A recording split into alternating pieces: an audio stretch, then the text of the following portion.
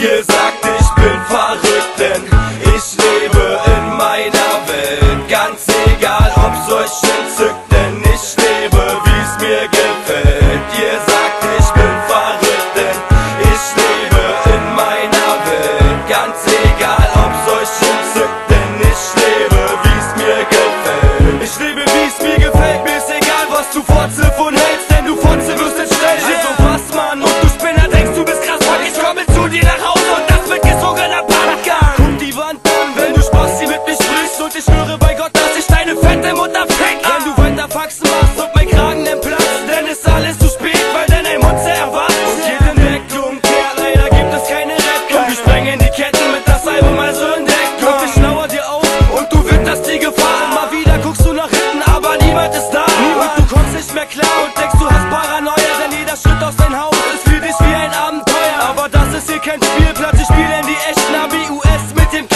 am Start. Wer will uns testen?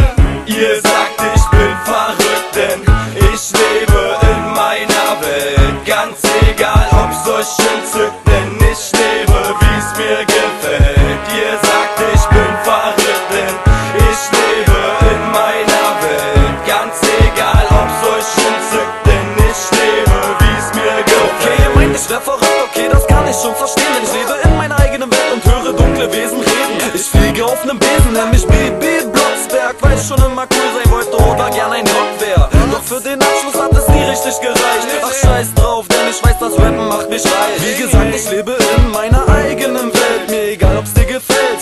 Abos und der Clown, das ist nicht von dieser Welt. Du Mutter bist jetzt raus, mir egal ob du dran glaubst, denn ihr habt sowieso nix raus, außer Zahnbelag. Aber das war's dann noch schon. Abos und der Clown, willkommen zu unserer Show. Ich bin durchgedreht und deswegen kann mich keiner leiden. Ich spielte schon oft mit den Gedanken, mir die Arme aufzuschneiden. Scheiße, bin ich denn wirklich so krank? Abos und der Clown, Mann, wir ficken das Land.